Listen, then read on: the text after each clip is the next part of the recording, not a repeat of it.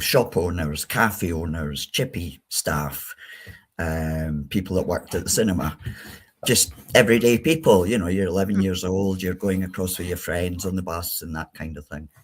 And then the abuse by strangers started. So from the age of 6 to, I think it was about 40, right? You were abused, you were prostituted, horrendous experience. And when we did a tech check, one of the things, because I said to you, you know, I can be quite blunt, and thankfully you were prepared for that anyway. But when we did a tech check, one of the things I said to you was, do you feel that the abuse you have suffered has related to you no longer essentially wanting to be female? Yeah, I think it's a question that I'm used to hearing, and it's a question I've asked myself for years. Before I transitioned, I had to be sure that I wasn't just running away, I wasn't hiding, but I'm in a place of safety now, so it's not for that reason.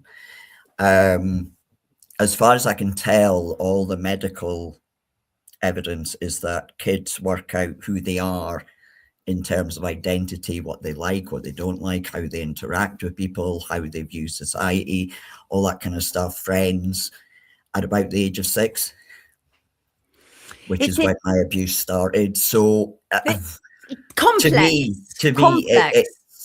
it's trauma based. I can't deny that. I'm not going to say that that's the same for everybody. I don't have the right to do that. But for me, it's. And when we talked about this, and you say about trauma-based, and that is actually exactly the type of treatment that you want available to people who are considering transitioning, trauma-based therapy, right? Yeah. I think, yes, have them trained in gender identity so they kind of understand what that means. But the basis of it from the very start should be trauma-informed therapy. So that if there are underlying issues, you can still go ahead and transition if it's informed consent and you realize why you're transitioning. So that if it's because all your friends are doing it on social media, they rule that out. If it's because of family pressure, they can address that. It's like, I don't regret transitioning, but I think other people could, and I don't want that for them because this is And you definitely don't want children involved, right? No. You want keep away from kids. Same attitude as me, right? Yeah. As I said to somebody a while back, if somebody had come up to me at the age of 14, 15 and said, here's this magic pill and it'll make you look like a boy and all these people will leave you alone, I would have jumped at that with no research, no questioning, no processing of anything. I'd have signed up that day. That's not safe.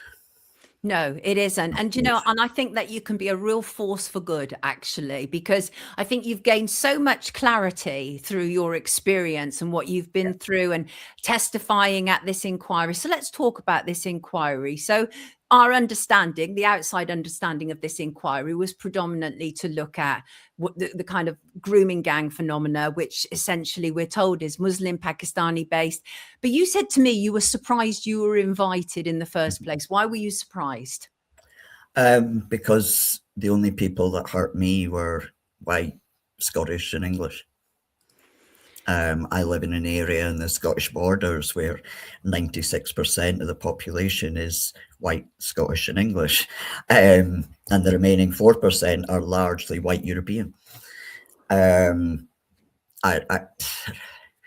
had thought, you know, it's only about Pakistani gangs and other foreign gangs, and like, why would they want to talk to me? I don't fit the script. And I was over the moon to have the opportunity to provide the statement, the same one as I sent to you, and some insight, and just to have a voice in a place that I didn't think I'd be welcome because I don't fit that description. I'm really glad they did this. I mean, let me read you some of the comments, great comments coming in, and interesting ones as well. So Mel says very brave of Seb to come on here, and a very different view. Absolutely. And I saw absolute value in what you have to say, because I mean, you break all manner of sort of stereotype and stereotypical ideas about any of this, really. And I think that's always important. And I don't necessarily think that you're even an outlier either. It could just be that there are other people like you that we're just not hearing about. Yeah, people don't want to hear the moderate, they want to hear the extreme on one or the Right. other. And Right. nobody wants to hear the people in between. You were really impressed with the team involved, Sammy, Marlon West, weren't you? And why was that? I think that there was never any point where I felt pressured. It was ongoing consent. They understand the word consent, which is just as well what they're talking about. You know, at every stage, it was like, you can just say no. I didn't have to waive anonymity. I chose to, for the people that can't. Everything was gentle. Really It good to didn't hear. feel like I was going into a courtroom. When I first went into the building, I was able to sit in the room and get used to cameras and microphones and people and just sort of acclimatize myself to that. I met a fantastic woman, Julie, on the first night down there, because it's a big culture shift from the Scottish borders to Sure. Westminster. Wow.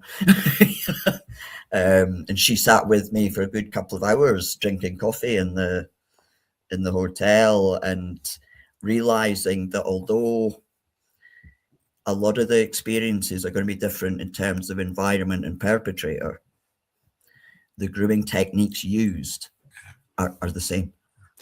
And that's there's so much crossover, right? Even though I thought it was two separate worlds that would never clash. Right. The techniques are the same. The way they target victims, same.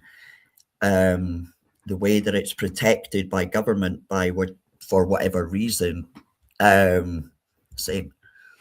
And one of the concerns that you had is the weaponization of what we are dealing with, the deep concerns. To expand on that and how it will potentially leave children vulnerable. I think I'd heard a conversation, and I go to coffee shops and I like people watching and just listening.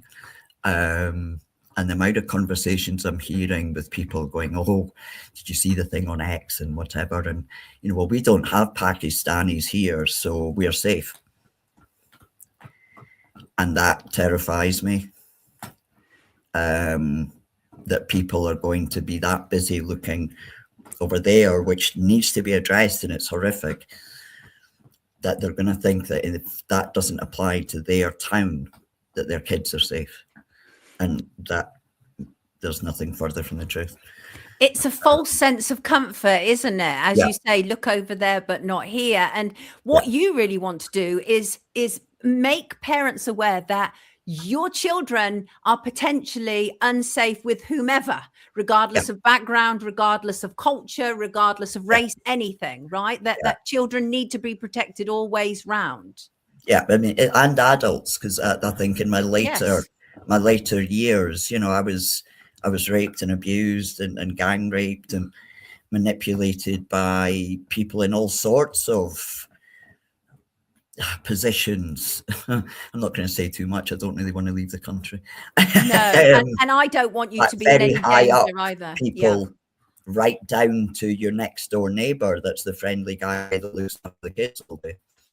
Yeah. You know, so there was a whole range of people and professions.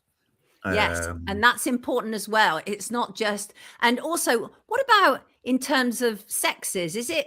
Was your experience? Well, no, I know it was, and I don't need to ask this a question. Let us talk about the involvement of women and how that can lull children into a false state of safety, right? Yeah. One of the hubs, and by hubs, I mean where we would go as children and as adults to be given appointments for clients, was just a local cafe. Most of the staff in there were women, and they would be positioned to identify who was vulnerable, to identify who they could draw in, of all ages, whether that's kids or adults. They would be sent into nightclubs to chat with, the 17-year-olds that have sneaked in and invite them to parties. And in terms of the sexual violence and abuse, a lot of the women were probably the cruelest that I encountered.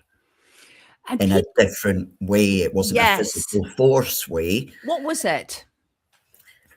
I think shaming you into things, very manipulative. We're quite smart. we understand emotions, we understand body language, we can read body language extremely well. Using that, threats to family, most of the threats to tell my family came from women. To tell your family that you were being abused, that you were being that prostituted? I was prostituting myself, that I was doing this, that, and the other. Most of the threats were from women. I mean, it's shocking, and it's not really, because you only have to look at like Ghislaine Maxwell, how she was very much involved in that. And also I see that 3 women have now been interviewed under caution to do with Mohammed Al-Fayed. And again, they're accused of enabling. Again, it's the same thing. I think a lot of it's the enabling and the supporting it and making the system work. The women doing those roles keep those rings working. Right. If you didn't have them, it would be more difficult, because then it's going to have to be the guys going up to an 8-year-old girl or a 20-year-old. Right. It's not going to feel as comfortable. It's going to be more difficult for them to get that initial trust. And it's like, we should know better. We've had Myra Hindley. We've had, we should know this. I hear you. But also, we don't want to create panic or a state of alarm. So what is the sort of compromise that can be made where parents make their children aware, but not in such a way that their children are constantly looking over their shoulder and not getting to enjoy life? Do you know what I mean? It's difficult, isn't it? I think, I'd say for 40 years, I was numb